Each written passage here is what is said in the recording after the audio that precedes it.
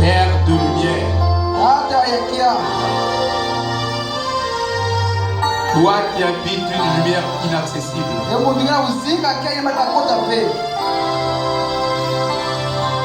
toi le grand esprit qui remplit tous les univers,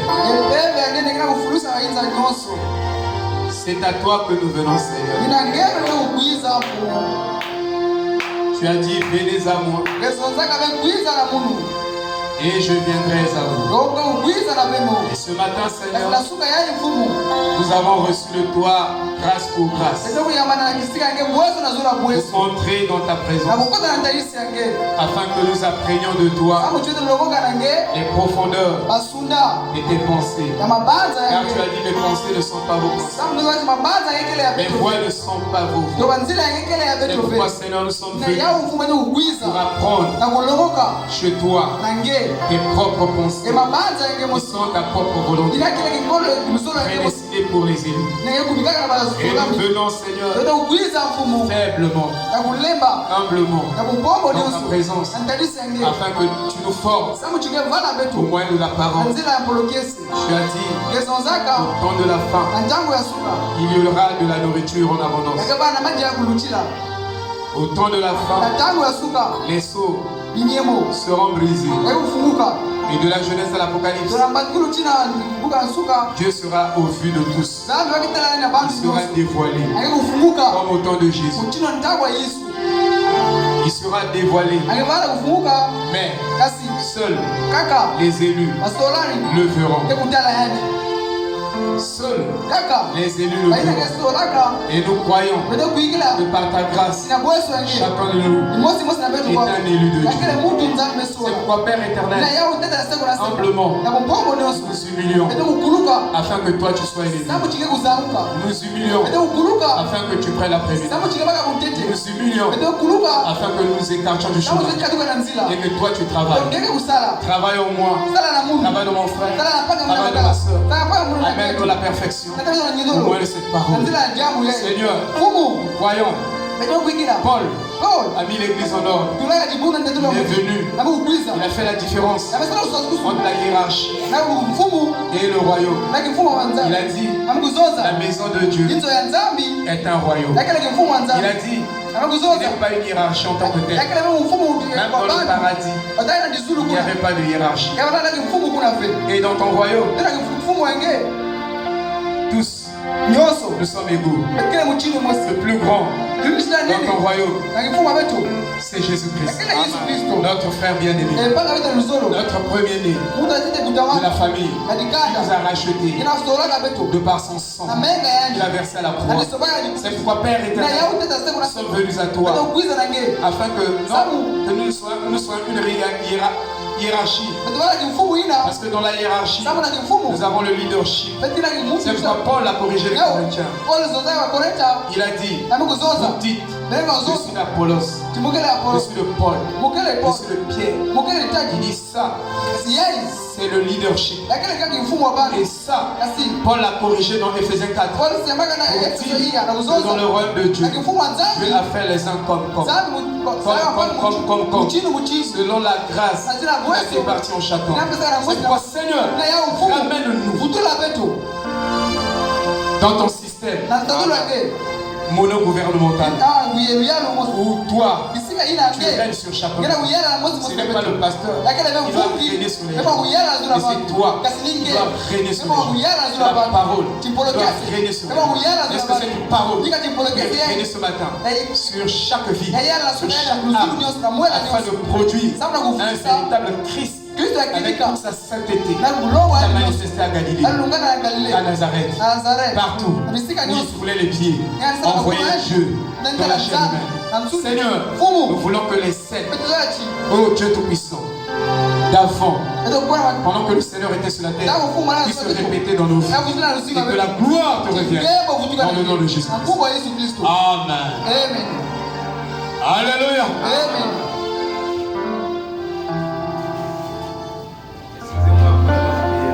Non, la vie on le semble là.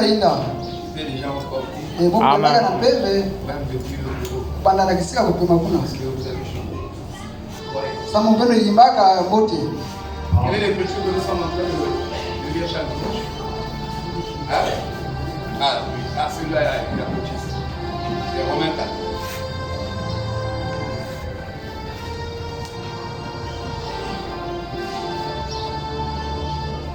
Nous lisons toujours Romains 4.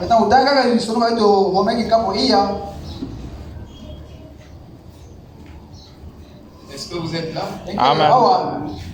Je savais que vous étiez là. Ce bonheur n'est-il que pour les circoncis? Ou est-il également pour les incirconcis? Car nous disons que la foi fut imputée à justice à Abraham. Comment donc lui fut-elle imputée? Après, il n'était pas encore circoncis. Il était incirconcis.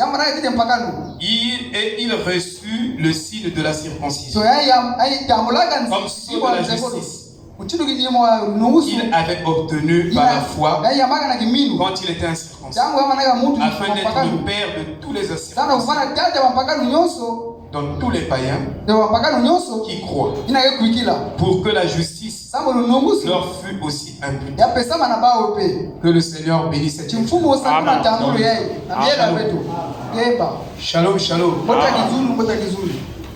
Je veux compléter deux écritures et on va voyager. Amen. Amen. Amen. Nous sommes des astronautes spirituels. Je lis dans Malachie 3.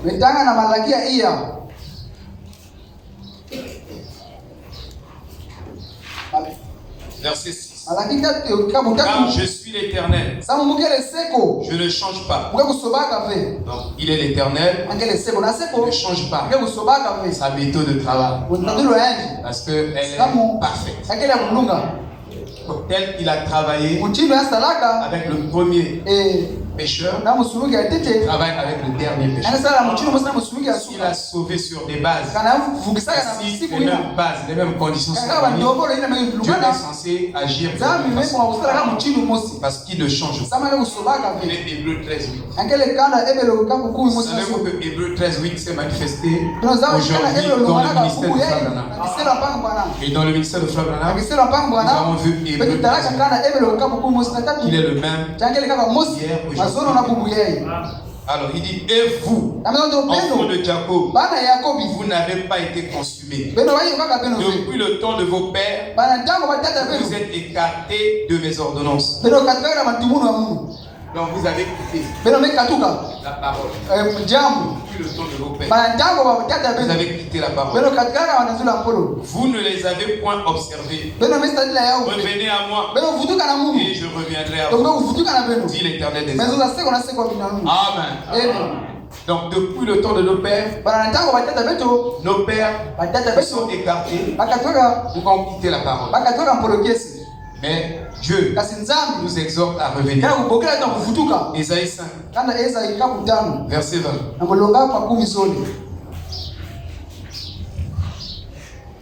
Ésaïe 5, verset 20.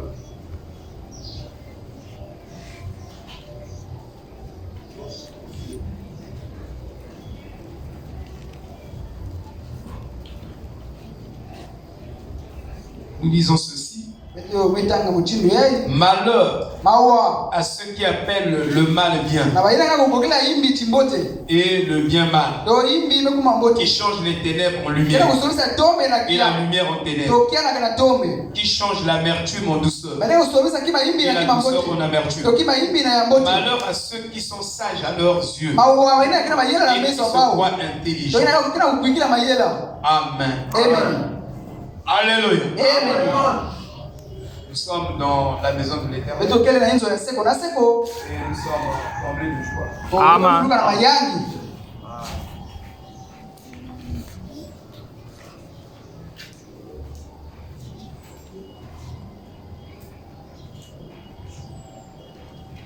Nous sommes comblés de joie Parce que nous ne sommes pas venus dans la présence d'un homme.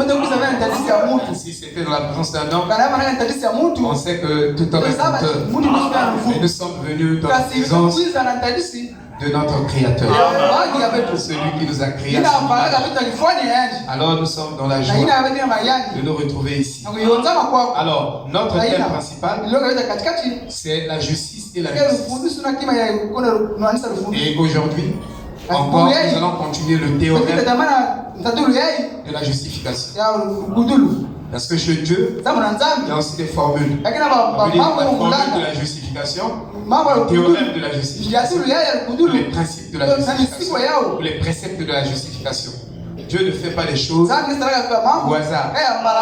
Dieu, quand il fait quelque chose, il a tout prévu. Et quand il prévoit le commencement de cette chose et la fin de cette chose.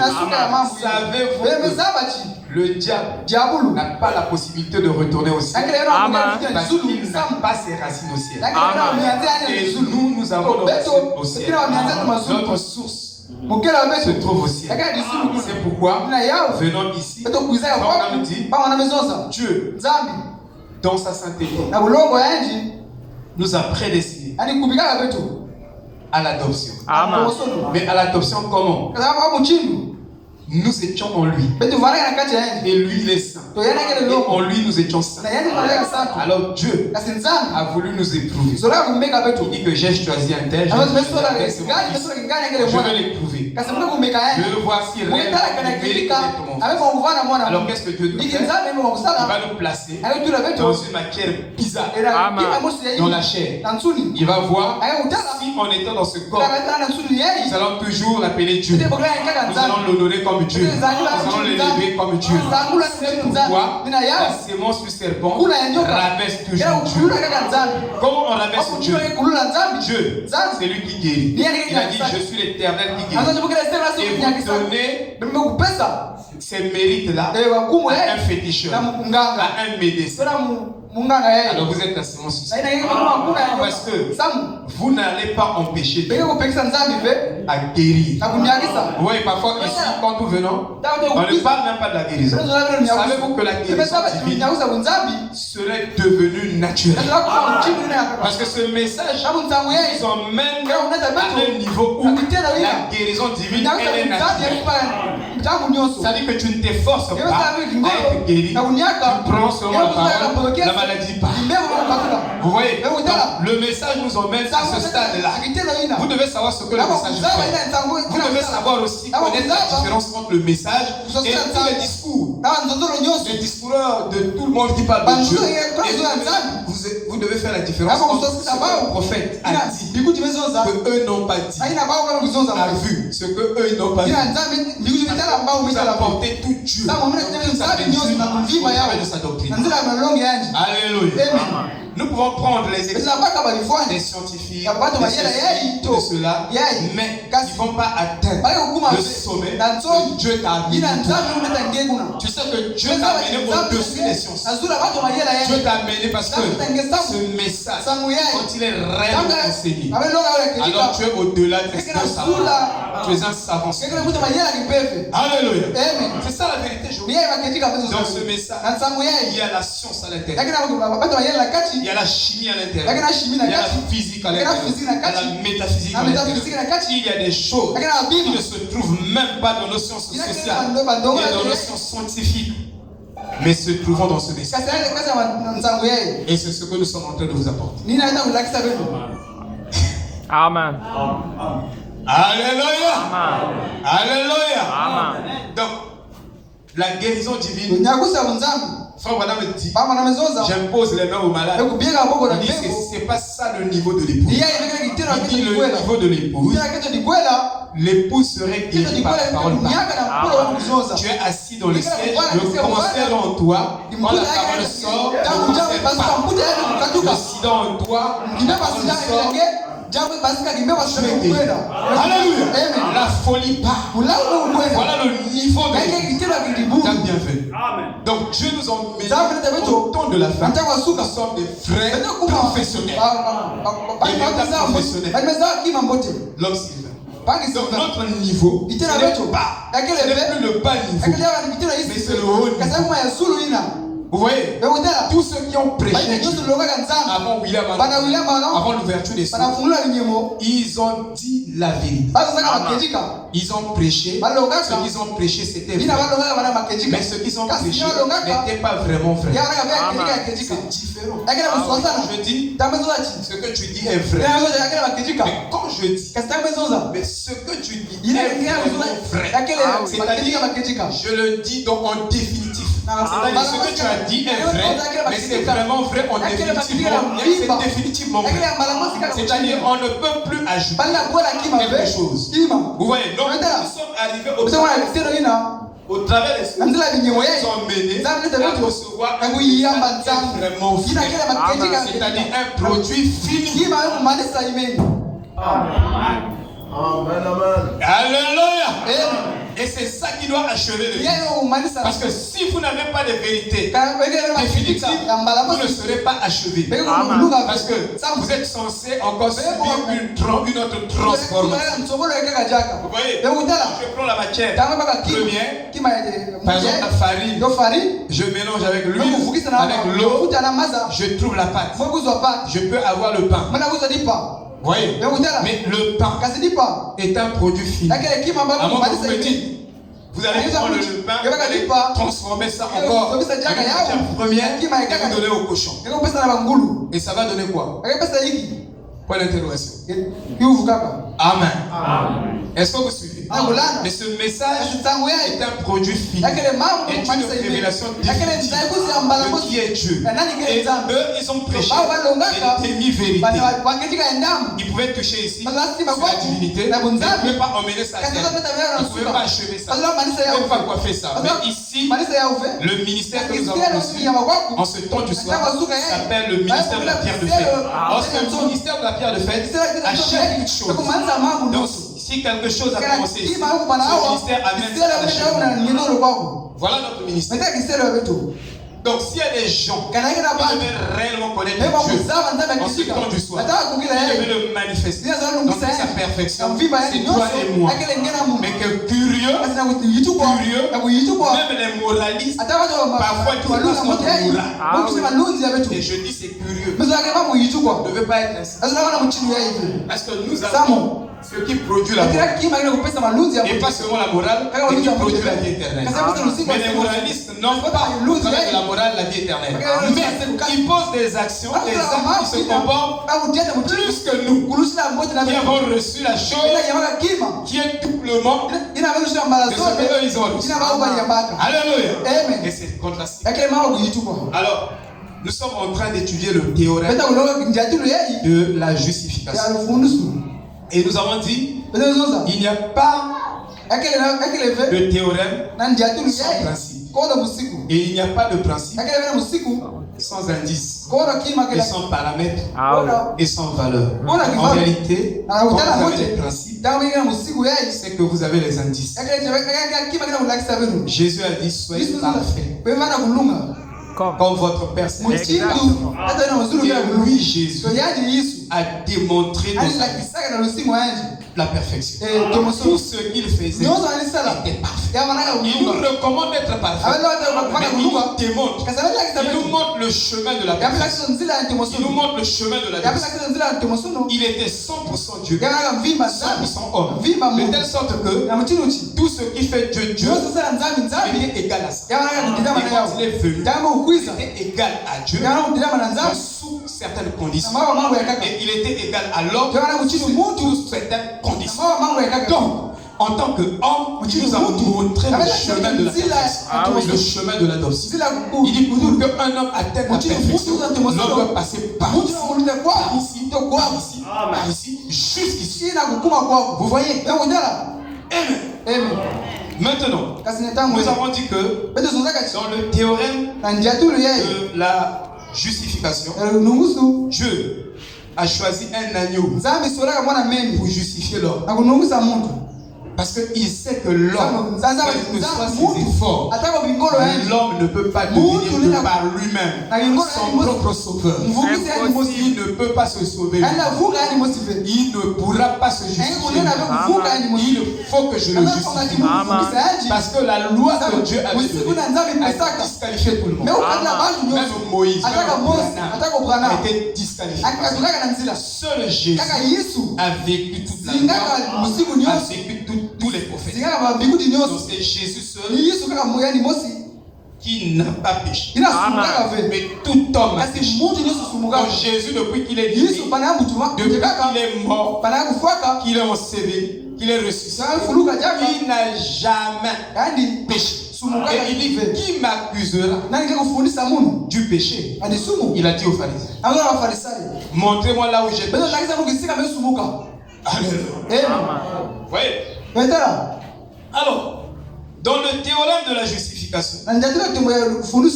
quand Dieu dit que ceci est noir, alors que tu sois X ou Y, quand tu viens, tu dois répéter seulement ce. S'il a dit c'est noir, même si c'est vert, même si c'est beige, toi, tu dis exactement ce que Dieu a dit. Cette chose-là. Ne dis pas ta pensée. Alléluia. Aujourd'hui, nous avons des gens qui corrigent. Tu ne peux pas corriger Dieu. Dieu a dit noir. Et vous allez remarquer que au bout de la route, ce que Dieu a dit était vrai. Mais quand Dieu dit quelque chose, Dieu ne tient pas compte des circonstances. Quand Dieu dit que tu es guéri, il ne tient pas compte de tes symptômes. S'il a déclaré que tu es guéri, ça veut dire que tu es guéri. Donc, que le temps passe, que la maladie se complique, je vous dis que tu es guéri. Et nous n'avons pas cette qualité de foi. Aussi longtemps que nous n'aurons pas cette foi, ça fera que nous n'allons pas expérimenter Dieu. Nous allons expérimenter la médecine, nous allons expérimenter les praticiens, nous allons expérimenter notre propre intelligence, mais nous n'allons pas expérimenter la puissance de Dieu. Paul a dit, je puis tout par la puissance de Dieu qui a. Donc il y a la puissance de Dieu qui a en toi au dépend de tes capacités. Dieu ne te demande pas de participer. Il y a une différence entre un légaliste et quelqu'un qui n'est pas légaliste. Un légaliste veut toujours faire quelque chose au sujet de ce qui a déjà été très bien fait. Ah oui. Quelque chose a été fait. Jésus, ce qu'il a fait, il a fait parfaitement. Aucun prophète, aucun pasteur, aucun docteur ne va modifier ce que Jésus a fait. Mais le légaliste, quand il vient, il trouve que c'est insuffisant, c'est insignifiant. C'est pourquoi il doit fabriquer quelque chose pour prétendre apporter un plus à ce que Jésus a fait. Non, Dieu n'a pas besoin de toi et moi pour accomplir la rédemption. Il a choisi Jésus, c'est suffisant. Il n'a pas besoin que toi, tu viennes encore mourir. Non. Et vous voyez les gens, moi je meurs, je dois mourir. Comme Jésus. Mais il est mort pour toi. Si tu veux mourir, meurs en toi-même. Donne-moi. Spirituellement pas. Mais ne va pas. Crucifiez-moi. Ça ne va rien compter. Ça ne va pas compter. D'abord, pour commencer, le sang qui va couler, c'est un sang du péché. Mais le sang de Jésus qui a coulé, c'est un sang immaculé. Ah oui. Et c'est un sang créé. Or, ton sang et le mien ne sont pas des sangs créés. Amen. Voilà. Donc, ici, nous sommes en train de la justification. Et nous allons prendre deux exemples. Nous allons prendre deux exemples. Nous allons prendre l'exemple de Zacharie et Élisabeth. C'est le premier exemple. Et nous allons prendre. Je ne sais pas si on va arriver parce que je suis parce que je m'attends trop à des petites choses. Mais ce n'est que normal. Parce que vous n'allez pas. Votre cœur ne va pas ne va pas vibrer dans la même fréquence que le cœur de Dieu, que la parole de Dieu. Si vous ne recevez pas d'abord, premièrement, l'enseignement surnaturel. Donc, si vous n'êtes pas d'abord enseigné, prêcher, si vous n'êtes pas d'abord enseigné, alors votre cœur ne va pas vibrer dans le même poule que le poule de Dieu. Ça, c'est des théorèmes. Vous savez que même nous avons des actions, des formules, hein? Des paramètres, et tout ceci. Ainsi de suite. Mais en Dieu, savez-vous que vous n'allez pas comprendre la vérité de la parole si vous ne comprenez pas les théorèmes et les principes de la parole. Donc, pour comprendre la vérité de la parole, on peut vous prêcher la vérité. Mais si au préalable, vous ne recevez pas les principes de ces vérités, vous n'allez pas comprendre ces vérités. Je vous dis que c'est beaucoup. Alléluia. Amen. Et c'est ça qui va vous introduire dans le pôle de Dieu. Amen. Et c'est très sérieux. Kevin a bougé la tête. Hein? C'est les tchoukis de la parole. C'est-à-dire que si nous prenons nos discours, comme disait ça, c'est vraiment des choses. Vraiment, on amène ça à l'université. Même le lauréat là-bas va boire.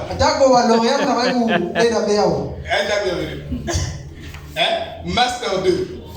Mais ça, il va boire.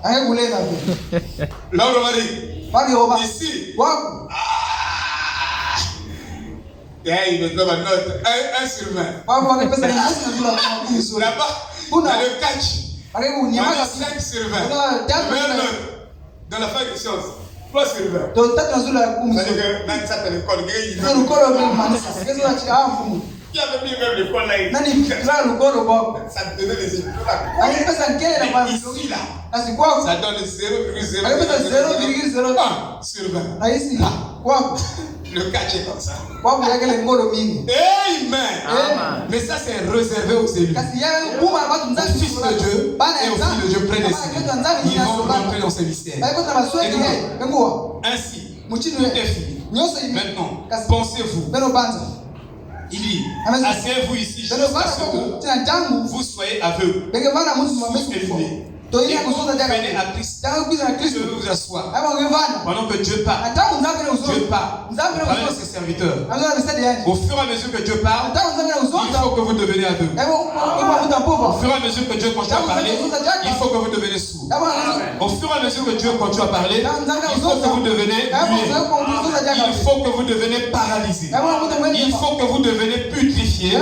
Il faut que vous pourrissiez. Quand vous êtes dans la présence de Dieu, tu dois mourir à toi-même. Parce que si tu ne meurs pas dans ta pensée, tu ne peux pas recevoir la pensée de Christ. C'est impossible. Et Frère Branham devait mourir dans sa pensée. Frère Branham était réellement mort. Je dis bien était réellement mort. Et chaque jour, la prière devait être mon Saint-Esprit amène ma pensée à la crucifixion. Que ce ne soit plus moi qui pense, mais que c'est Christ qui pense. Que ce ne soit moi, pas moi qui parle, que c'est Christ qui parle. Et tant que vous participez dans le salut, dans ce sens-là, votre participation s'appelle la foi. En dehors de la foi, vous n'avez pas un exercice à faire. En dehors de croire que le noir que Dieu nous a montré, le vert que Dieu nous a montré sur le noir, vous n'avez pas à participer.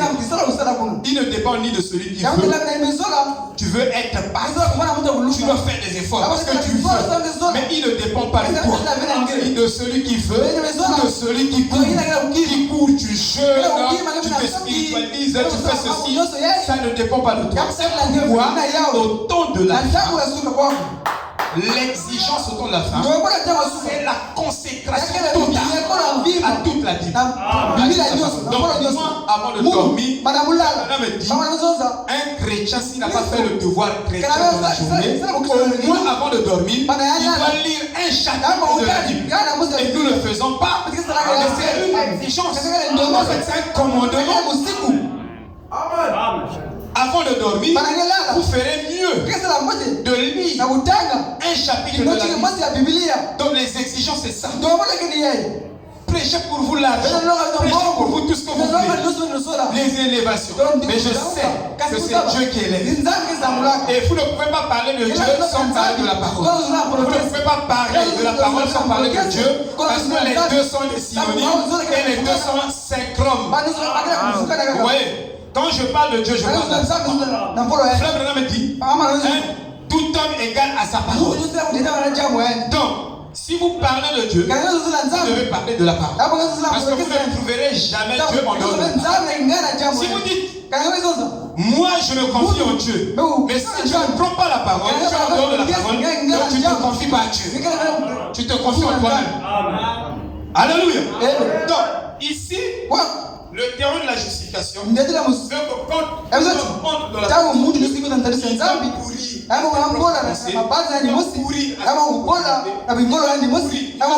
souillé et aveugle.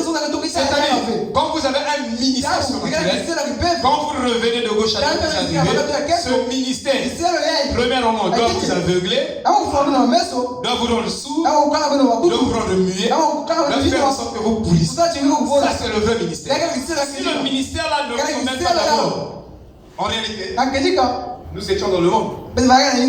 Quand nous sommes venus à Christ, nous avons appris beaucoup de choses. On a appris à regarder la lampe et appeler ça la couleur blanche. Et quand nous venons en Christ, on nous apprend que ça là, ce n'est pas le blanc, c'est le vert.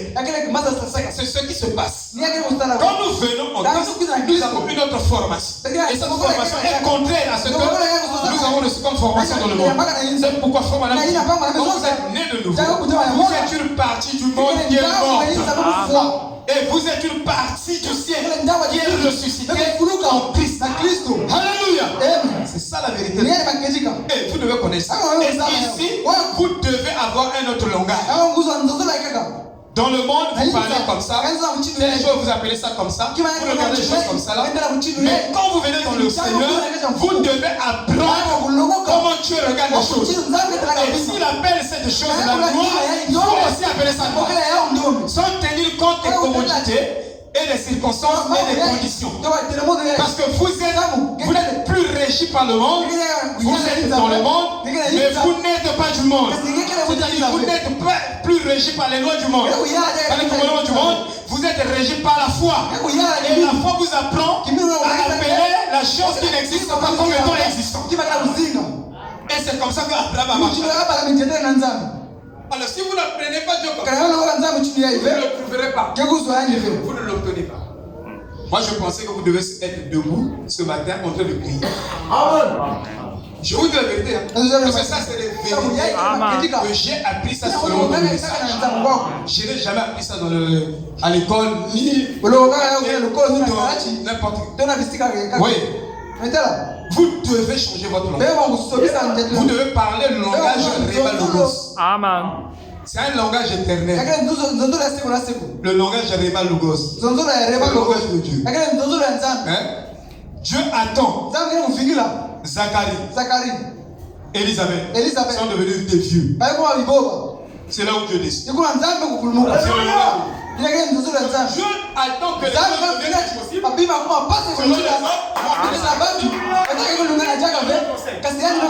Tout est possible à celui qui croit. Voilà le langage de Dieu. Il attend que les choses se compliquent. Que le monde ne peut plus récupérer ces choses. Et Dieu descend, il récupère cette chose. Voilà comment Dieu travaille. Alléluia. Parce que si l'homme ne peut récupérer ça, l'homme se glorifie. Si ni nous fait, la bienvenue est. Si ni nous fait, oh, Moussi c'est KO. Dieu ne veut pas que ici, que toi, tu tires gloire sur ton frère. Moi, je tire gloire sur ton frère. Dieu ne veut pas ça. Dieu a un langage à lui. C'est un royaume. Savez-vous que nous sommes dans l'intérim? Vous appelez intérim 2000. Nous sommes dans l'intérim. Nous, on nous appelle l'épouse intérim. Intérimaire entre le temps et l'éternité. Nous sommes au milieu. Nous sommes dans l'intérim. Autrement dit, nous vivons dans le temps. Parce que nous sommes le trait d'union. Le temps est là. L'éternité est là. Nous sommes le trait d'union. Donc nous condensons en nous le temps et l'éternité. Et parfois nous manifestons l'éternité. Parfois nous manifestons le temps. Parfois nous manifestons l'éternité. Parfois nous manifestons le temps. Le royaume de Dieu dont parlait Jésus, il dit, le royaume de Dieu ne donne pas de manière à frapper les regards. Et voici le royaume de Dieu est ici. Ce royaume a été envoyé par Melchisedec. La nuée là, c'est Melchisedec qui emmène un royaume de paix, un royaume de joie. Et celui qui est devenu un avec la pensée de Dieu, vit dans la paix de Melchisedec et vit dans la justice de Melchisedec. Voilà notre royaume. Notre royaume est là. Nous sommes dans une position intermédiaire. C'est-à-dire le royaume là est déjà au milieu. Il est invisible.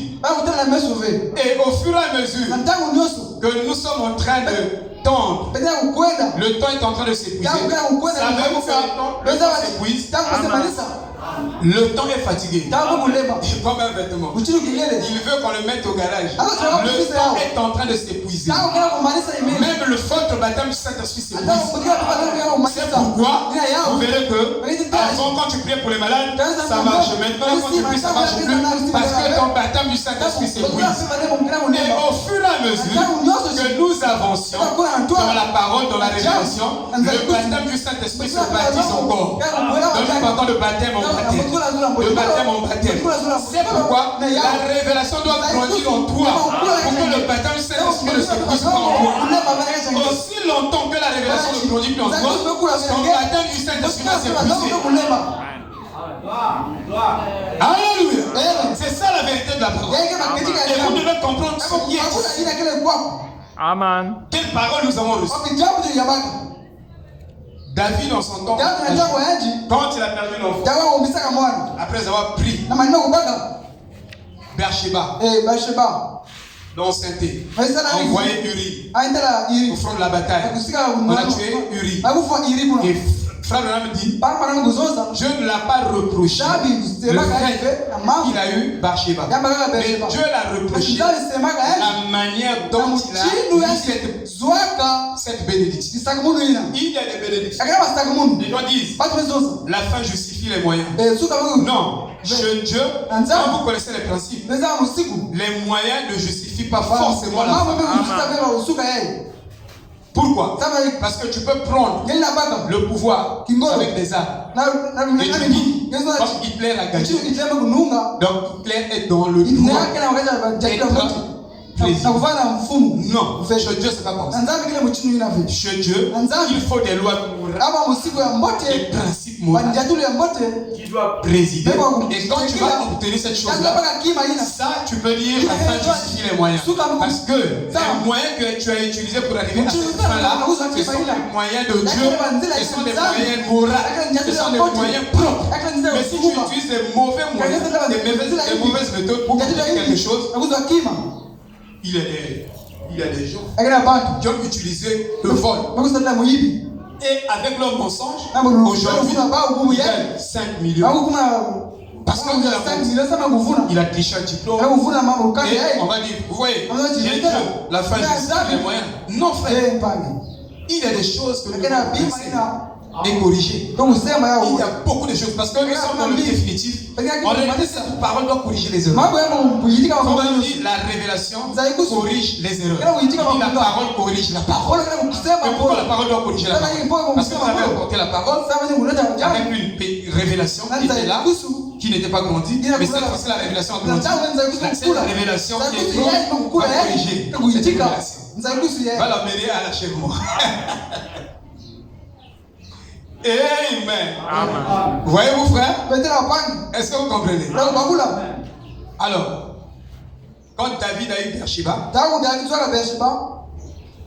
l'enceinté, a donné un fils. Dieu a dit, œil pour œil, dent pour dent. Et je vous dis, cette Bible est encore œil pour œil, dent pour dent. C'est ce que les gens ne comprennent pas. Celui qui sème le mal ne peut pas récolter le bien. Il doit récolter le mal. Ça, c'est œil pour œil, dent pour dent. Et vie pour vie. Vous voyez? Si je sème la vie, je dois récolter la vie. Si je sème le mal, même si je suis pasteur, je dois récolter le mal. Ah oui. Ça ne choisit pas les titres. C'est pourquoi je vous dis, même dans le jardin d'Éden, il n'y avait pas de hiérarchie. Mais lisez votre Bible, dans Apocalypse 4, 6. Il n'y a pas de hiérarchie. C'est pourquoi les gens se couronnent. Moi, je dois être.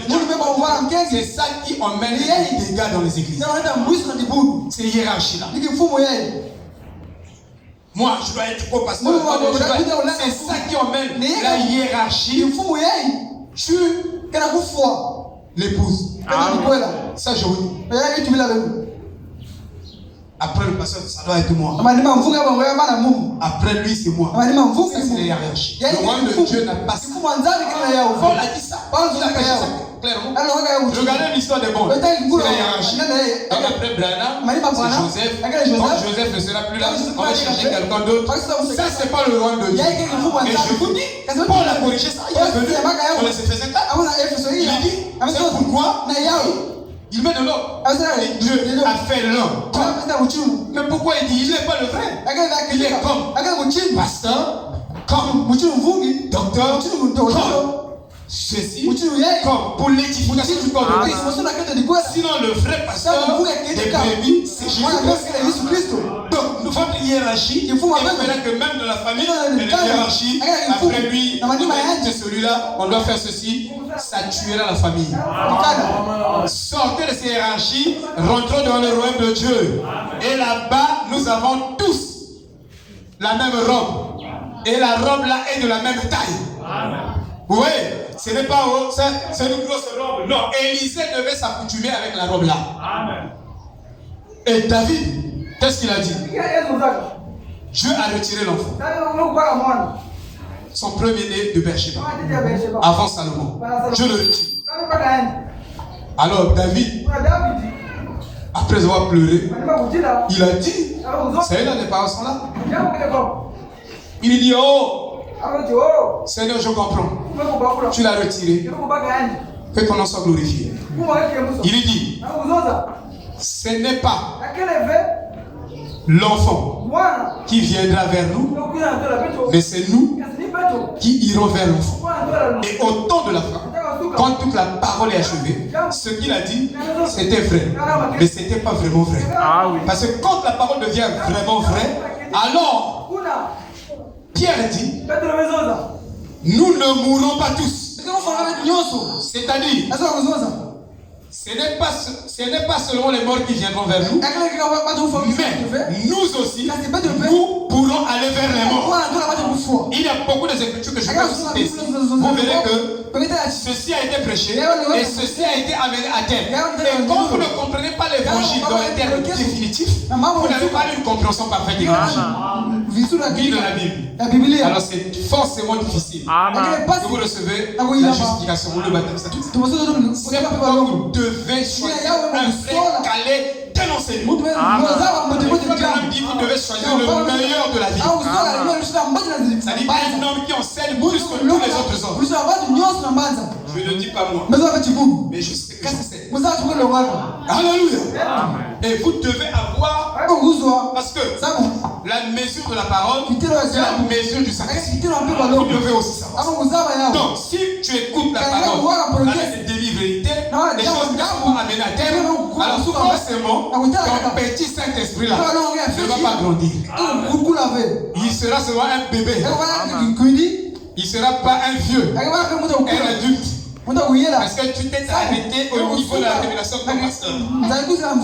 Alléluia. Il faut qu'on vous tire plus haut que ça. Alléluia. Vous devez recevoir plus de révélation de la parole. Parce que toute la parole a été déchirée. Et Frère Branham dit, ce sont les sceaux. Alléluia. Non, ce sont les tonnerres qui ouvrent les sceaux. Et il dit, l'un des tonnerres, c'est Melchisedec. Il dit Melchisedec est la nourriture spirituelle au temps de l'âme pour l'épouse du temps de la femme.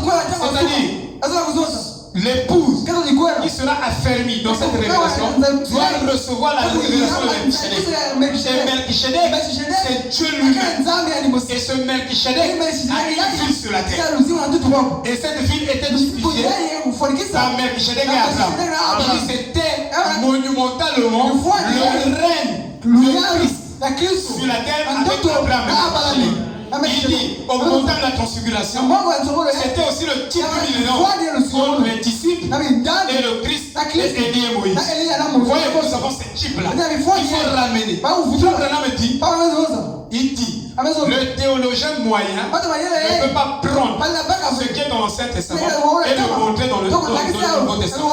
Et je vous dis, le théologien moyen dans le message ne peut pas prendre ce qui est dans la Bible et le montrer dans la nature.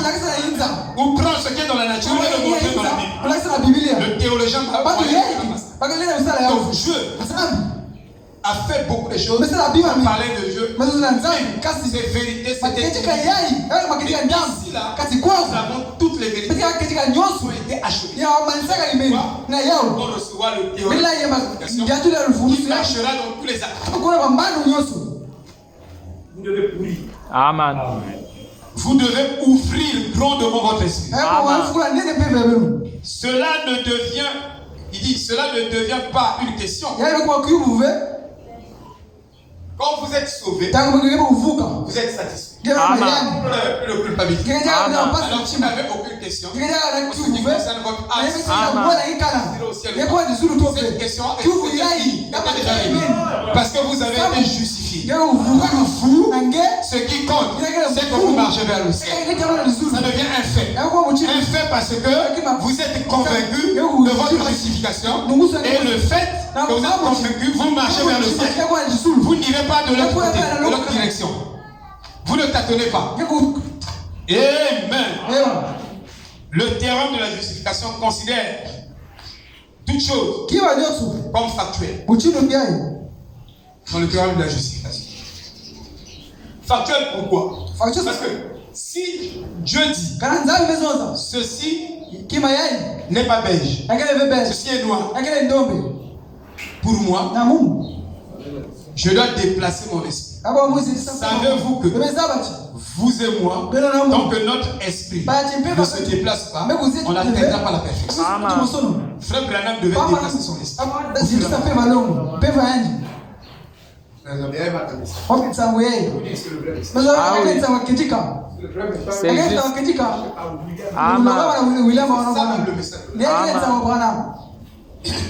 Il dit, le théorème de la justification une chose comme factuel.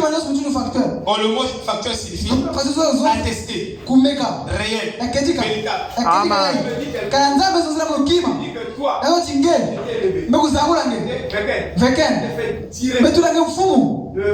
De total. Ne discute pas. Considère ça comme factuel, comme attesté, comme réel, comme véritable.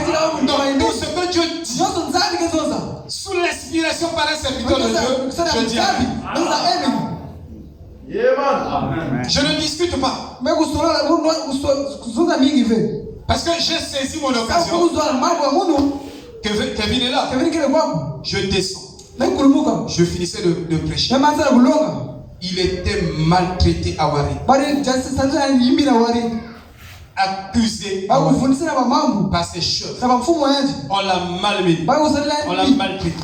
J'ai beaucoup prié pour ce sujet. Et quand je descendais, la voix me dit, dis-lui qu'il est le directeur général de Wari.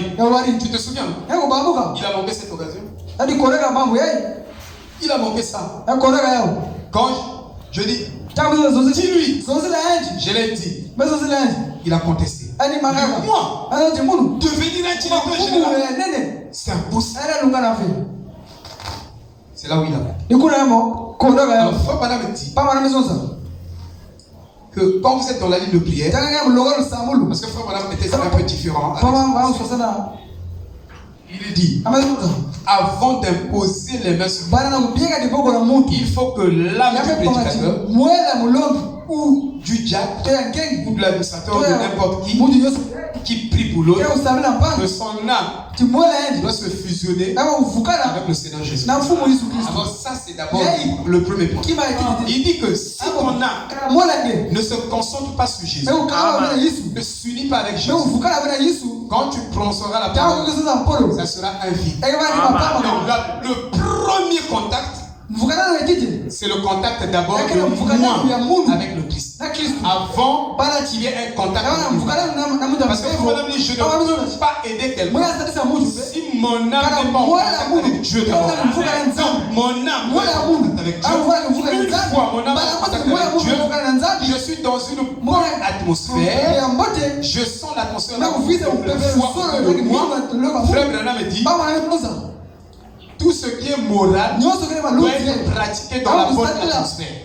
Et si je sens la guérison divine est morale, la délivrance est morale. Mais si l'atmosphère n'est pas bonne, on n'aura pas de bons résultats. C'est pourquoi quand vous venez ici, vous n'avez pas la bonne attitude, la bonne atmosphère. Même si nous parlons des bonnes choses, ça va changer personne. Pour que ça change ces gens, il faut qu'il y ait une bonne atmosphère. Et en ce moment-là, le Saint-Esprit prend ce qui est moral et il nous distribue cela.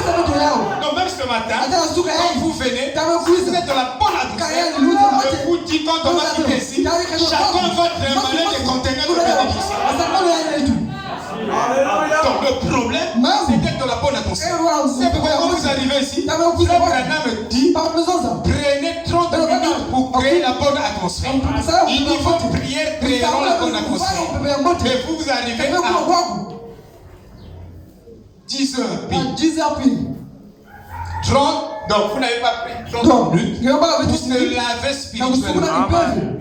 Donc ça veut dire que vous ne balayez pas l'atmosphère. Toutes choses qui auront la préparation.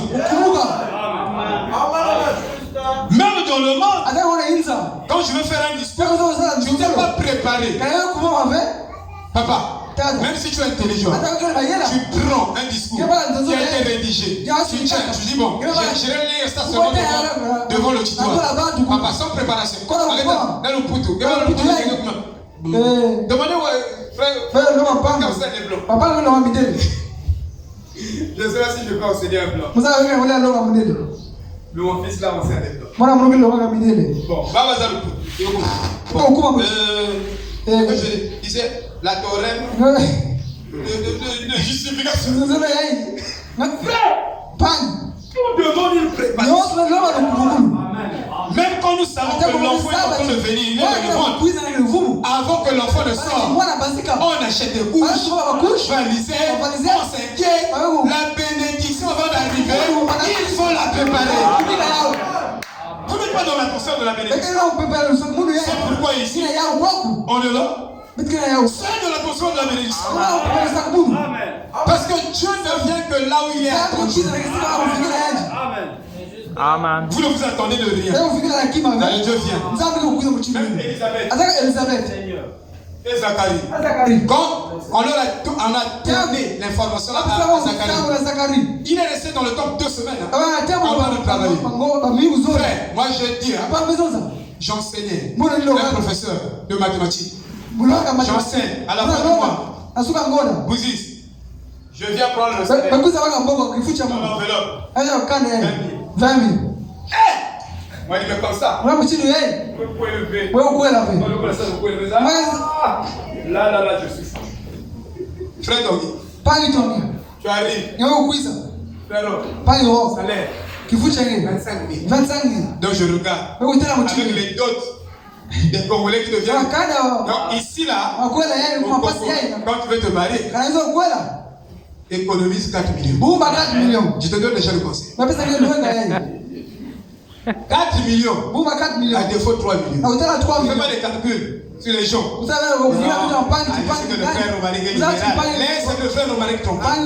Lui aussi il a des problèmes. Pendant que toi tu te maries, lui il a 1000 problèmes. Il y a un frère qui m'a dit, Vous tu as mal organisé ton mariage. qu'est-ce que Et la date là, tu viens de prendre pour le mariage.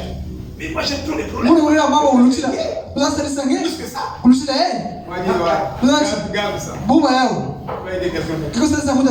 Ouais frère. Mais parfois la date là, qu'on a décalé là. Tu vas faire quoi? Tu vas se décaler? Ouais frère. J'ai dit à Dieu. Pourquoi il est dans Tanzanie?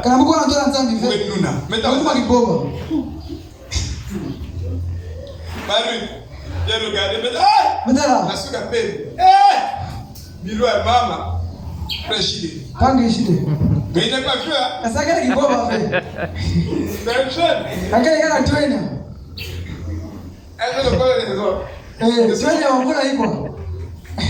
Mais aujourd'hui, je me suis mis à prier. Je peux vous dire, j'étais sincère. Parce que j'ai vu. Savez-vous, on causait avec le frère. Si tu es l'épouse de Christ, je te dis, je te promets que tu seras sérieux avec le message. Ça dit que ça ne dépend ni du pasteur, ni de l'église. Quel que soit, tu seras sérieux. Parce que Dieu a dit à Frère Branham que l'épouse sera sérieuse avec ce message. Et a expliqué à Frère Branham que pour que l'épouse devienne sérieuse, je vais l'aider par la pression. Savez-vous que la pression est une aide? Donc si tu ne veux pas faire quelque chose, je peux laisser la pression venir sur toi. Et cette pression-là va t'aider. On ne voulait pas bâtir ici. Si on disait ici, quand on était en tôle, si on disait à chacun, non, amenez l'argent, on va construire. Personne ne bougeait. Donc l'État, Dieu est allé voir l'État. Va aider les hommes. L'État est descendu. Et il est venu ici. C'est le diable qui est venu qui l'a reçu. C'est notre militaire. Lui, c'est un colonel. Le galop le plus avant Jésus. Général. Avant Jésus. Jésus, c'est le général. Voilà. Lui, il est colonel. Il est allé comporter. Non, on va fermer votre église. Dis-moi ce colonel. Comme nous sommes.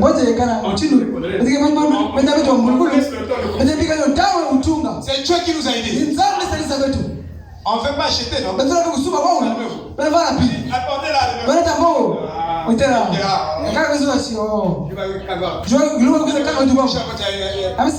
Attendez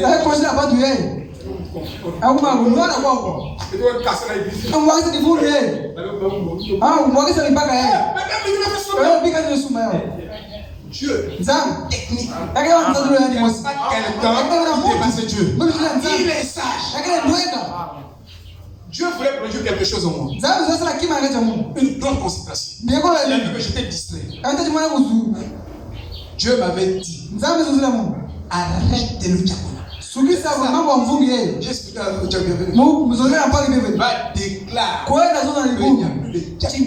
Dieu, va déclarer j'ai fait la petite. J'étais humaniste. Il y a si je dis, ça sera compliqué ici. Les gens vont fuir. Il dit, mais tu dis ou tu ne dis pas. C'est pourquoi frère, quand Dieu vous dit de faire quelque chose, fais-le. Parce que si tu ne le fais pas, ce que tu feras, tu verras que t'amèneras dans ce que Dieu t'a demandé de faire. Quand tu le veux ou non. Quand Quand Dieu te dit de faire quelque chose, fais-le. Ne tiens plus compte des autres. C'est Dieu qui m'a dit. J'ai écrit. Parce que ce n'est pas le moment de parler. J'ai beaucoup de témoignages. Dieu m'a dit, écoute ce nom-là. J'ai écrit ça dans mon cœur. C'est arrêté là. Voyez frère, je me suis mis sérieusement à prier. J'ai dit, comment je peux gagner 20 ans? Comme ça, moi, je n'ai même pas un enfant. Même pas une femme. Comment je le fais? Hein? Mais je viens. Je risque de mourir comme ça. Après avoir accompli 20 missions.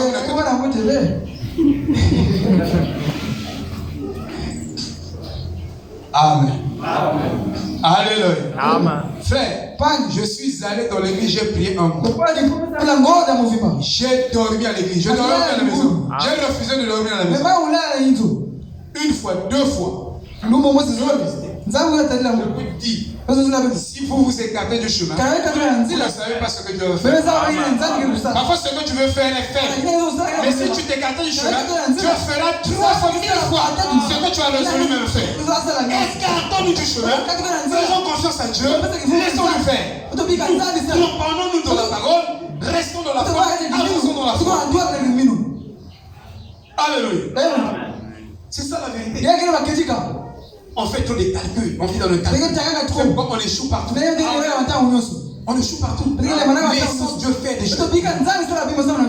Si nous voulons que c'est lui qui fasse, écartons-nous du chemin. Laissons-lui faire la justice. Amen. Oui. Et j'ai prié. Dieu m'a répondu. Moi, à l'église, on a fait le travail est venu me tuer. Quand j'ai dormi à l'église, je suis resté là-bas, je priais pour les malades le matin, à 10h. C'est quelqu'un qui arrive. Oh, on t'a trouvé le boulot. Et on m'a trouvé effectivement le boulot. C'est avec le boulot là que je me suis trouvé. C'est pourquoi je vous dis, nous ne donnons pas la première place à Dieu. Frère dit, montrez-moi un homme qui donne la prééminence à Dieu dans sa vie.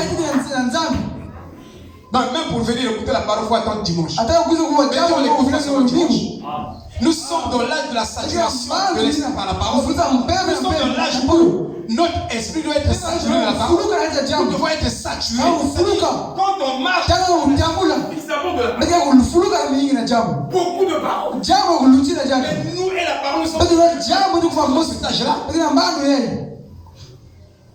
Mais on choisit les jours. On est vide à l'intérieur. Les choses ne peuvent pas arriver. Mais si vous devenez un avec la parole, je vous dis, votre prière c'est une seconde. Savez-vous que Frère Branham a fait une déclaration d'une demi-seconde. Mais la déclaration d'une demi-seconde, les gens qui écoutent les bonnes de ça, vous pouvez prêcher cette déclaration que Frère Branham a fait. Donc Dieu ne change pas sa pensée au sujet de sa volonté. Cette déclaration, vous prêcherez 2000 et quelques sermons avec une déclaration d'une demi-seconde. Moi j'ai la déclaration ici. Une déclaration faite par William, une déclaration d'une demi-seconde de seconde. Je ne dis pas qu'une seconde. Il a cité quelque chose. Et quand il a cité cette vérité, un pasteur a pris. Il a dit, j'ai couvert une déclaration d'une demi-seconde en une autre en apportant les Écritures. Vous voyez, frère? Mais est-ce que vous allez trouver ça en écoutant les mots? Non, mais une déclaration d'une demi-seconde peut couvrir 2000 sermons. C'est profond comme vous le dites. J'ai quelques exemples ici. Vous voyez? Alors, il dit, vous découvrirez en bas de la vie.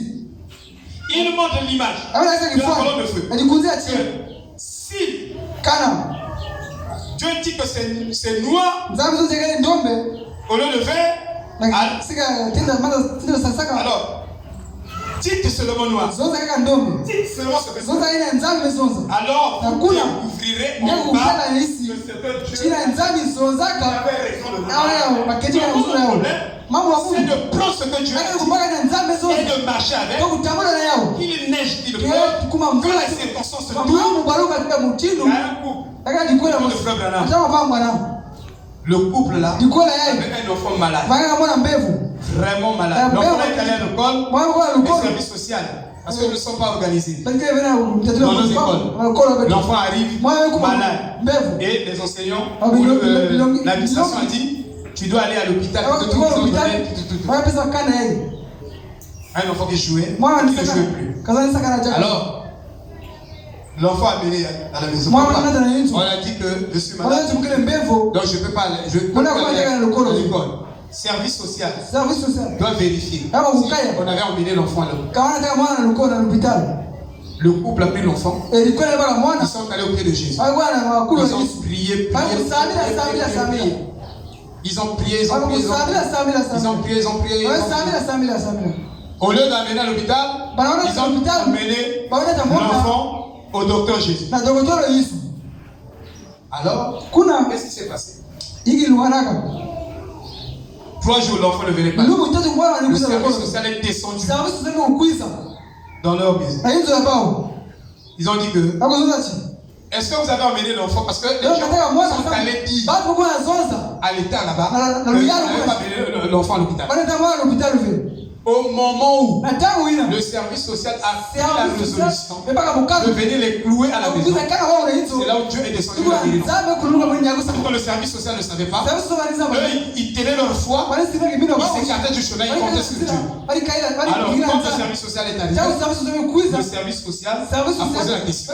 On est venu vous enfermer avec les minotaires, oui, vous allez mais vous avez un enfant. Vous avez un sorcier. Nous, on a un enfant malade. Mais qui vous a dit que nous avons un enfant? Mais on a envoyé tout, vous n'avez pas vu. Mais on n'a pas un enfant malade. C'est vrai. Mais c'est pas un tel Moukoko Blaise. Oh non. Mais Moukoko Blaise. Moukoko Blaise est là-bas. Ils ont regardé l'homme. Mais comprends rien. Dieu mettra des verdicts. Dieu va confondre ceux-là qui veulent combattre ta foi. Qui pensent qu'ils peuvent te clouer par des arguments. Dieu ne met pas au plat. Toi, marche dans la foi. Amen. Alléluia. Marche dans la foi. Tu vends. On a déplacé. On dit que ici. On a déplacé. Voilà. Il y a un Tekakawa. Il y a des ravines bacriens. Mais quand on est naturel, on a plus de oui, donc le mal que toi tu appelles mal, Dieu l'appelle bien. C'est pourquoi accrochons-nous à la parole et à ce que Dieu a dit. Parce que si Dieu dit que c'est bon pour moi. Alléluia. Oh, Dieu soit loué. Donc nous avons dit, il y a des principes que nous devons suivre pour arriver à la justification. Or, nous avons dit que le mot justice vient de la révélation. Et la révélation vient de la relation d'amour. Dieu nous a donné l'équation de la justification. Et cette équation, c'est la justice sagesse plus révélation de la relation avec le Christ nous donne la réconciliation et la rédemption. Donc, Dieu ne peut pas te pardonner s'il ne se réconcilie pas d'abord avec toi par Jésus-Christ. Donc Dieu se réconcilie avec moi par Jésus-Christ. Donc sans Jésus, il n'y a pas de réconciliation entre moi et Dieu. Dieu était en Christ. Alléluia. Amen. Dieu était en Christ. Réconcilions le monde avec lui. Donc, Dieu me réconcilie avec lui par l'autre chemin de Christ. Vous voyez? Donc, La formule de la justification. Parce que je ne connais pas l'anglais. Kevin, tu peux appeler justice, sagesse en anglais? Voilà, righteousness. Donc, justice, sagesse. C'est righteousness. C'est que lui. Il a dit c'est que lui. C'est que vous avez écouté. Amen. Plus révélation de la relation. Vous avez 3 R. Dieu est parfait en 3. Alléluia. Nous donne la réconciliation et la rédemption. Voilà la formule du théorème de la justification. Donc ce n'est pas l'homme qui justifie l'homme. Un pasteur ne peut pas te justifier. Une église ne peut pas te justifier. Mais c'est ta relation personnelle avec Jésus-Christ qui te justifie. Vous voyez? Maintenant, le contraire. Parce que chaque chose a son entité. Je dis bien chaque chose a son antithèse. Il y a la loi des jumeaux. Chaque écriture est une loi des jumeaux. Toute la Bible de l'Église à l'Apocalypse, nous n'avons que les jumeaux. Que ce soit de la Genèse jusqu'à l'Apocalypse, nous avons la loi des jumeaux. Et chaque écriture est un jumeau. Donc, si chaque écriture est un jumeau, savez-vous que il n'y a pas de différence? Est-ce qu'il y a une différence entre le juste et le méchant? Qui peut répondre? Est-ce qu'il y a une différence entre le juste et le méchant? Est-ce que sont pareils? Et vous n'avez pas me répondre. Il n'y a pas de problème. Au temps de la femme, Frère Branham nous a enseigné. Moi je vous dis, vous devez savoir ce que Frère Branham a enseigné. Qui nous distingue. Si vous brûlez tout, vous êtes dans la condition. Vous ne parvenez pas au vrai baptême. Vous devez avoir une mécanique juste afin que le Saint-Esprit puisse dynamiser. Le Saint-Esprit une mécanique qui n'est pas parfaite, qui n'est pas la vraie mécanique.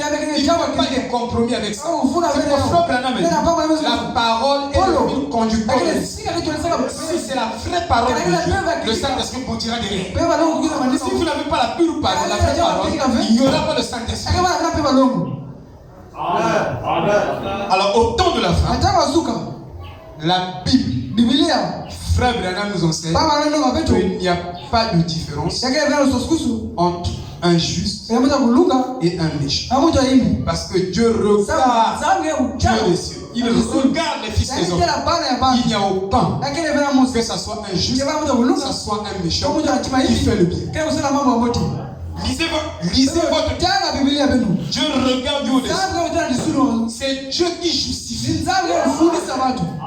C'est Dieu qui prend sa justice, il met sur lequel, et Dieu l'appelle juste. Et il nous demande de l'appeler juste. Parce que lui, on premier l'appelle juste. La justification ne vient pas des hommes. De telle sorte que l'homme commence à t'appeler juste. Non. Ça vient de une justification des hommes. Parce qu'il est comme ça, il est comme ça, il l'appelle juste. C'est Dieu qui le connaît. La chose là va partir. Ici, la chose là va partir. C'est pourquoi il vient de déclarer. Il n'attend pas là de déclarer. Il n'attend pas là que cette chose là part. Ce que toi, tu hésites de l'appeler juste, Dieu a déjà vu ça, que cette chose-là ne va pas exister. Ça va le quitter. Ici, là, il sera sans cette chose-là. Dieu, il a déjà le gars. Mais toi, alors que tu es là, tu le juges pas par la foi. Tu le juges par tes yeux, par les œuvres. Mais lui, Dieu l'a déjà jugé. Il sait que c'est injuste. Il dit Moussi c'est injuste. Non, mais Moussi encore ça. Les défauts là que toi tu vois, Dieu ne le voit plus. Parce que pour Dieu, il va traverser ça. Il va quitter ça. C'est pourquoi arrêtons de juger les gens. Est-ce que c'est toi qui juges? Toi tu me dis que tu n'es pas juste. Quelle injustice? Donc il n'y a aucune différence entre un juste et un méchant au temps de la fin. C'est pourquoi mon titre n'était pas juste et méchant. Le titre était justice et injustice.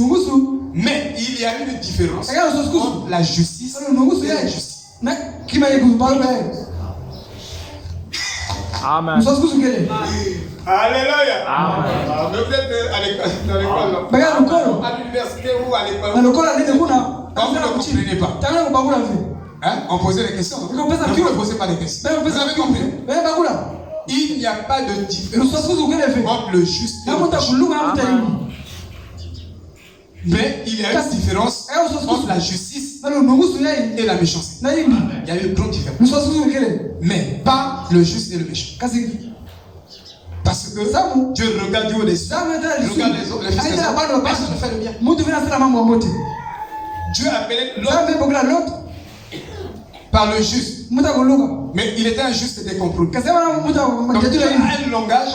Parfois il utilise le langage. Vous ne savez pas dans quel contexte il est en train d'utiliser.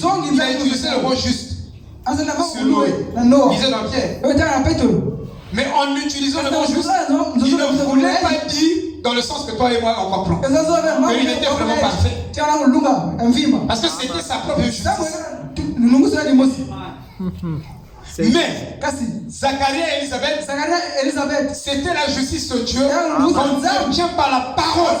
Parce que vous savez, ils ont consacré toute leur vie à lire la parole. Chaque jour, ils lisaient la parole.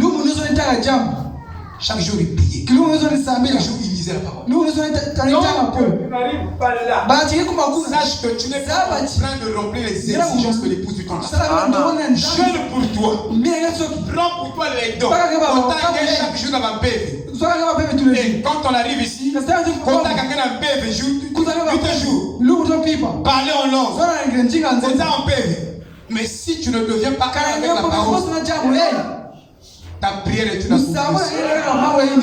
Frère Branham me dit, celui qui n'écoute pas la parole de Dieu, sa prière est une accomplissement.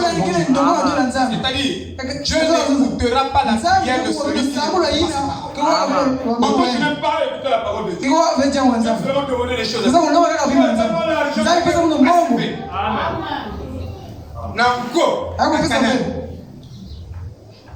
Amen. Il faut écouter sa parole. Écoutez et vos amants. Alléluia. Alléluia. Amen. Est-ce que vous comprenez? Amen.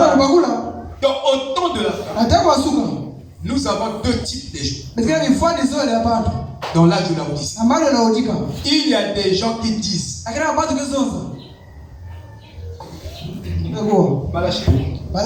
Malachie 3 et Apocalypse 3 sont deux livres parallèles. Quand vous parlez de Malachie, vous devez parler d'Apocalypse. Forcément.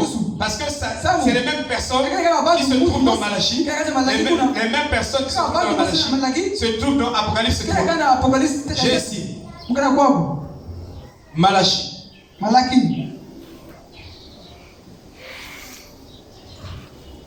J'ai réuni dans Malachie 20 versets. Le premier groupe des gens parlaient de Dieu. Mais la manière dont ils parlaient de Dieu, ce n'était pas la bonne manière. Ils ne parlaient pas de Dieu dans la droiture. Vous voyez, je vais dire quelque chose pour vous emmener à voir quelque chose. Malachie 3:10. Vos paroles sont rudes contre moi, dit l'Éternel. Et vous dites, qu'avons-nous dit contre toi? Vous avez dit, c'est en vain que l'on sert Dieu.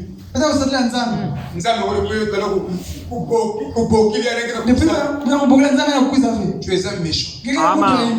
Et vous verrez que dans ce cas ici, il n'y a que l'épouse qui sera enlevée, qui saura distinguer le bien et le mal. Si vous n'êtes pas l'épouse, vous ne saurez pas le bien et le mal. Tout mélanger. Je dis bien. Si vous n'êtes pas, si vous êtes la Vierge, vous allez mélanger. Fantastique. Je dis à ma femme, j'ai commencé à chanter. Ça fait pas longtemps, mais je connais la parole. La manière de chanter là, c'est fou. C'est pas bon. Ce n'est pas la parole. Ce n'est pas la parole de notre Dieu. Parce que hier, il y a que ma provocation. Il y a que la provocation. Il y a que la problème.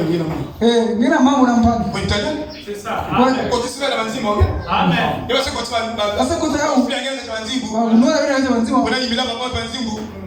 Tu es un méchant. Dis amen.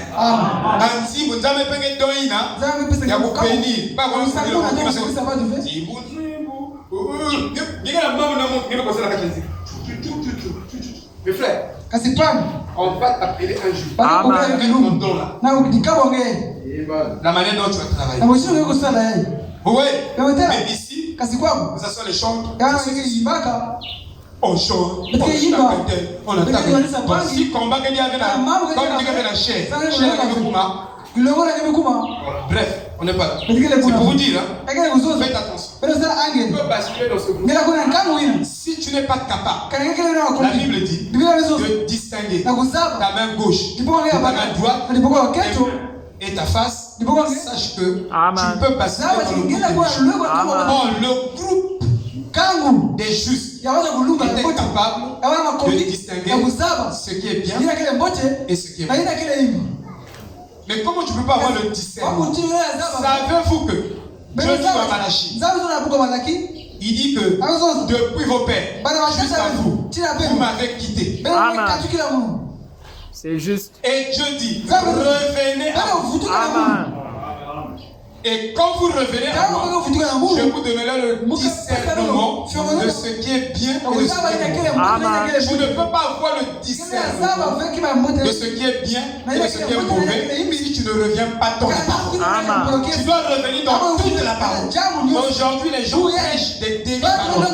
On ne peut pas toucher le zodiaque. On ne peut pas toucher la pyramide. On ne peut pas toucher. Mais tout ce que Frère Branham a prêché, nous devons manger ça. C'est comme cet enfant où le père a dit, tu dois manger tout l'œuf. Il dit que papa, l'œuf là n'a pas de goût. Est-ce que je dois manger le bec? Papa dit, mange le bec. Donc, ici, il y a des choses dures, il y a des choses qui n'ont pas de sens, qui n'ont pas de goût. On te dit, père, il a dit. Pourquoi? Fais des calculs, tu dis, ceci. Mais quand j'arrive ici, non. Bon, je raisonne. Mais Dieu est maudit. Parce que tu montres la main de Dieu, Dieu qui te donne la bonne sonde, Dieu qui te protège les accidents. Il t'a demandé seulement donc 10%. Je ne dis pas ça pour moi. Parce que moi, en réalité, je n'ai pas le droit de prêcher ces choses. Vous voyez? Comme Paul dit, c'est un droit à moi. Mais je ne dois pas user de ça. Mais je dis ça parce que je constate que vous avez des combats. Et donc, pour vous aider, vous devez vivre la parole. Vous devez revenir. Je dis, c'est là. Chacun doit vivre la parole.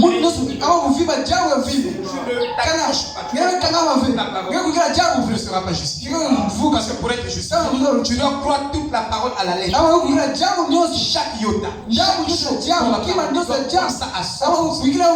Si tu ne crois pas 100%, le Saint-Esprit n'est pas un Saint-Esprit morceau. C'est un Saint-Esprit entier. Vous voyez? Voyez-vous? Alors, il dit,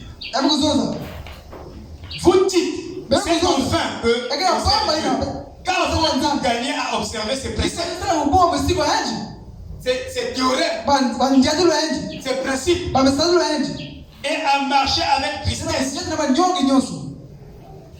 Mais ça, c'est une tristesse ne produis pas la repentance. Parce que c'est des gens méchants. Si tu es méchant, tu peux être c'est comme quand nous chantons, la chanson doit être pieuse. La chanson que nous chantons doit être pieuse et sacrée. Si ce n'est pas une chanson pieuse et sacrée, mettez-la sur le côté. Parce que ça ne quittera pas les âmes. Vous voyez? Donc ici, il marchait avec tristesse, c'est vrai. Mais ce n'était pas une tristesse pieuse. Oh, c'est seulement la tristesse pieuse et sacrée qui fait que quelqu'un n'est pas touché. Je te donne un mois. Il peut être attristé par des paroles, mais ça ne sera pas une tristesse pieuse et sacrée. Ça ne sera pas une révélation en lui. Alors, cette repentance ne le changera pas.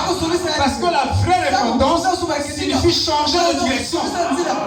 Après cette repentance, vous verrez que sa vie, il est toujours la même sur la même ligne. Mais si c'est une révélation, alors cela produit tristesse pieuse. Qui il peut même ramper. Il se réconcilie avec Dieu. Parce qu'il est touché dans le cœur. Alléluia. Ça vient de Dieu. Mais ces gens, ce groupe-là, à cause de l'Éternel des armées, nous marchons de la tristesse. Maintenant, nous estimons heureux les autres. Et quand tu envies même celui qui fait le mal, qui prospère dans les voies qui ne sont pas de Dieu, mais soit disons que tu es un chrétien, vous êtes envieux. Un chrétien, mais qui envie les autres, qui envie même les païens. Baba va bien. Qui sont là-bas, tout ce qu'ils font, tu es un méchant. Amen. C'est dur, hein? Mais c'est la parole. Tu es un méchant. Tu as dit, c'est un méchant. Il envie. C'est pourquoi jalousie qui vient ça. Quand tu vois quelqu'un prospérer, bénis le Seigneur. Quand tu bénis le Seigneur, c'est une bénédiction, la vient sur toi. Mais quand tu le hais à cause de sa bénédiction, ça ajoute encore les malédictions sur toi. Il dit, maintenant nous estimons heureux les auteurs. Oui, les méchants prospèrent. Oui, ils tentent Dieu. Et ils échappent. Moi, je suis une jeune fille. J'ai gardé mon corps. Mais nous de 30 ans. Je suis vierge. Mais je ne trouve pas un mari.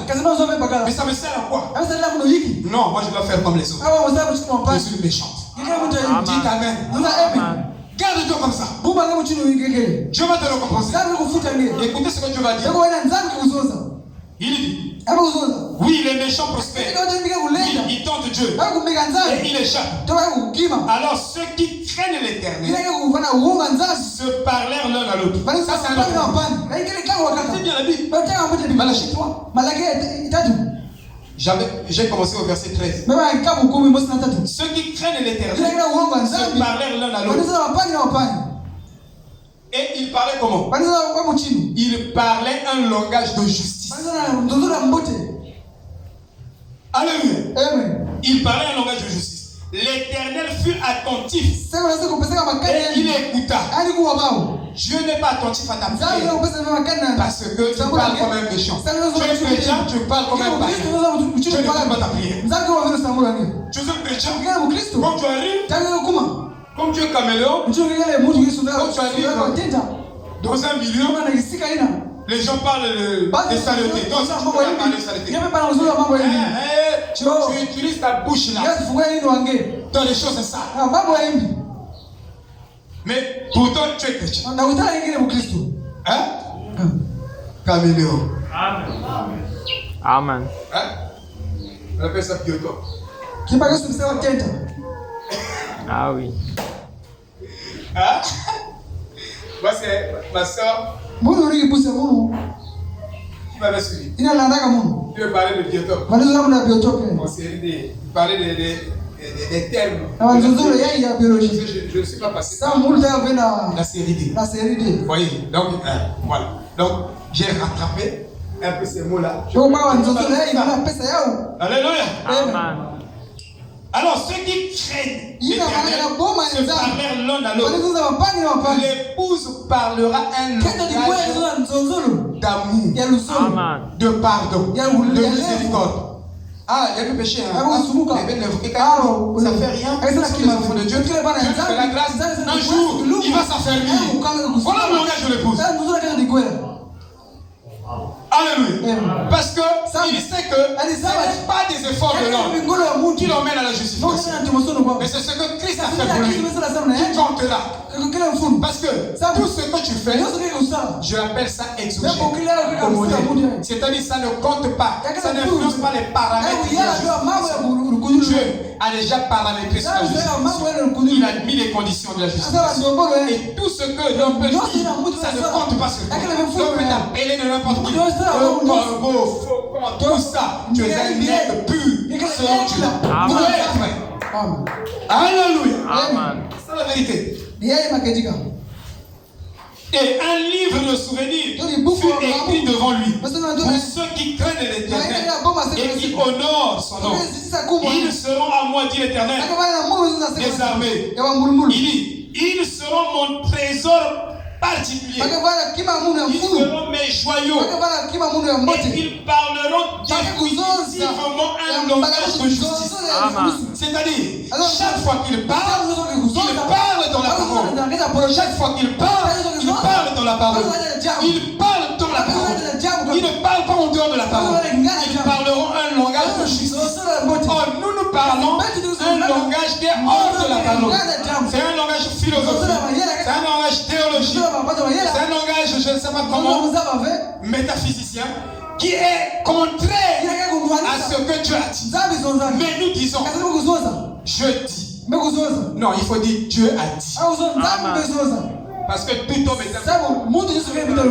J'ai essayé de le lire pour vous. À peu près 24. J'ai 23 langages de la. Ce que Laodicée dit. Il est dit dans Malachie 4, Malachie 1.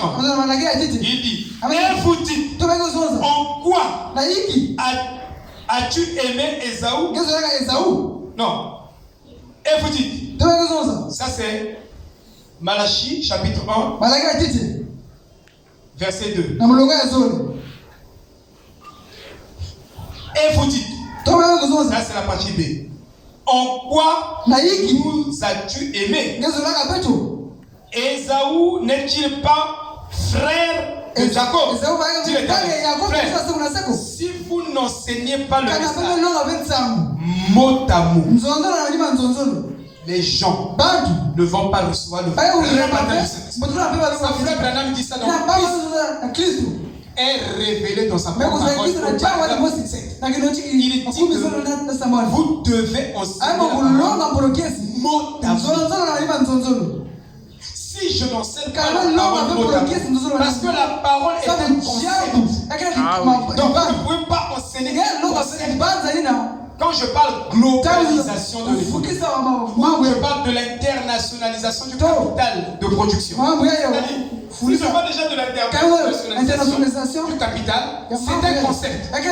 Il faut déplacer le nom de la création de la production de la plus-value. Donc, si une entreprise est au Japon, on va prendre cette entreprise, on va déplacer ça, on va amener ça où la main-d'œuvre est moins chère. Mais ce processus économique, c'est un phénomène complexe qui est macroéconomique. Alors, ça réunit beaucoup des éléments. Alors, déplacer un lieu de la production, il faut venir bouillir. Quand vous parlez du Saint-Esprit, c'est quand vous parlez de la mécanique de la voiture. Il dit quand vous parlez de Dieu, vous parlez de la mécanique de la voiture. Mais Quand je dis voiture, il y a le volant, il y a la batterie, il y a ceci, il y a ceci. C'est pourquoi quand je parle de Dieu, je dois le décomposer mot à mot. Si je veux le comprendre entièrement, à moins que je le prenne en gros. Et si je le mets en gros, alors les gens n'auront pas la substance de ce Dieu-là dans les détails. C'est pourquoi Dieu, on le prêche mot à mot. Et vous ne l'aurez pas, ce Dieu parfait. Le Branham l'a dit avec des prédications gros. Non. Il faut le prêcher mot à mot. C'est comme ça que Frère Branham nous a prêché Dieu. Et il a eu Dieu. Il l'a obtenu comme ça. Sinon, vous manquerez c'est pourquoi. Je reviens ici. Pour vous dire, j'ai relis pour vous. C'est en disant quiconque fait le mal est bon aux yeux de l'Éternel. Et c'est en lui qu'il est plaisir. Ou bien, où est-ce que le Dieu de la où est le Dieu de la justice? Ça c'est l'âge de la justice. Et je vous dis, j'ai 23 versets du langage de la Odyssée. Vous le trouvez dans Malachie, chapitre 1, vous avez quelques versets. Malachie, chapitre 2, vous avez quelques versets. Malachie 3, vous avez quelques versets. Et vous venez dans Apocalypse 3. Vous verrez le langage de Laodicée. Comment un Laodicéen parle. Vous allez trouver ça ici. Apocalypse chapitre 3, verset 17. Parce que tu dis, je suis riche, je me suis enrichi et je n'ai besoin de rien. Et parce que tu ne sais pas que tu es malheureux, misérable, pauvre, aveugle. Et tous ces langages de la étaient reliés en 23 versets. Et sinon c'est 24. Je suis en train de chercher. J'ai fait une étude.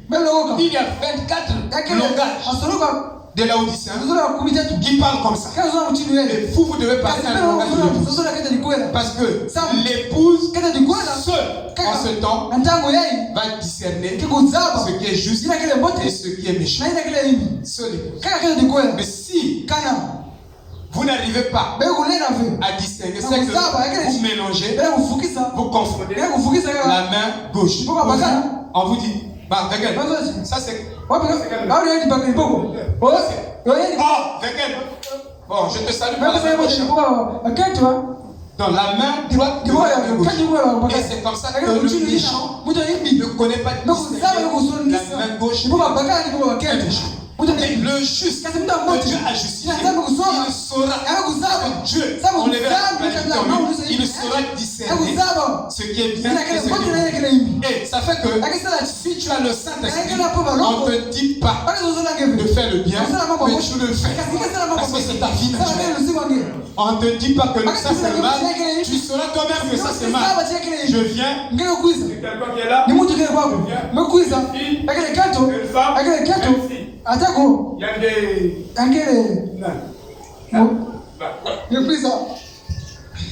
Tu connais pas. Distinguer ce qui est bien et ce qui est mal. Vous voulez qu'on vous enseigne le bien. Alors si tu n'arrives pas, c'est que tu es un méchant. Mais un juste, un fils de Dieu qui est baptisé du Saint-Esprit, il sait que si je fais ça, mal à mon frère. Ce que je veux faire là, c'est ça. Je le fais pas. Mais on fait le mal. Non, nous sommes des méchants. Mais ce message est venu pour nous donner le discernement. Et Dieu a dit, revenez à moi. Pour quelqu'un qui doit revenir à Dieu, c'est quelqu'un qui était avec Dieu et qui l'a d'abord quitté. Parce que je ne peux pas revenir à la maison. J'appelle, je reviens à la maison, c'est que j'ai quitté la maison. Tu es où là? Je suis au grand marché. Mais tu n'es plus à la maison. Oui, c'est quelqu'un qui voulait passer à la maison. J'ai quitté la maison, j'arrive au grand marché. Tu es où, pasteur? Oh non, je suis au grand marché. Donc il a quitté la maison. Tu as quitté déjà la maison? Et Dieu dit, vous m'avez quitté. Et je vous demande de revenir. Et une fois, nous revenons à Dieu, on ne peut pas revenir à Dieu sans prendre sa parole. Parce qu'on le trouvera jamais en dehors de sa parole. Donc nous devons prendre sa parole. Et en prenant toute la parole, nous devons revenir à Dieu. C'est comme Malachie est venu afin que nous repartons vers nos pères. Il est venu pour ramener le cœur des enfants vers la foi des pères. Ramener. Mais si c'est ramener, autrement dit restaurer. Mais restaurer quoi? La condition originale. On était dans une condition. On honorait Dieu, on respectait Dieu, on adorait Dieu, on élevait Dieu. Mais là, on adore Dieu, on adore soi-même, on adore ceci. Alors, ramener dans cette condition originale pour que nous connaissions le Dieu vivant. Nous ne servons plus de Dieu ou nous-mêmes les idoles. Alléluia. Donc, Malachie est venu pour nous ramener. Mais comment tu peux être justifié si tu n'as pas reçu Malachie? Parce que son travail, c'est de nous ramener. Et quand tu nous ramènes, dans le fait de nous ramener, il y a la restauration de la condition originale. Et c'est cette condition qui produit dans le monde. Et frère, que Dieu sera en abondance au temps du soir, quand les tonnerres vont gronder dans le ciel. Il dit notre enlèvement sera abondant. Sera abondant. Voyez frère, c'est pour vous dire, nous devons prendre ce message, le prendre, le considérer et le pratiquer. Parce que Zacharie et Élisabeth pratiquaient la parole. La parole n'était pas une théorie seulement, mais ils pratiquent. Et s'ils ne pratiquent pas, alors nous ne sommes pas revenus à Dieu. Et donc, par ricochet, nous sommes des méchants. Et si nous sommes des méchants, ça veut dire que nous n'avons pas le discernement. Je parle le discernement des esprits. Mais si vous écoutez la bande, vous ne saurez pas que vous n'aurez pas le discernement des esprits si vous n'êtes pas ramené.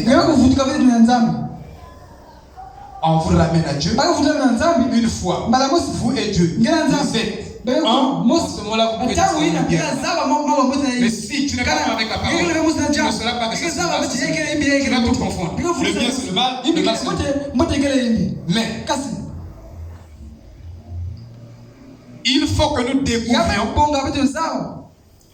ce qui est mal et ce qui est bien pendant que nous sommes sur la terre.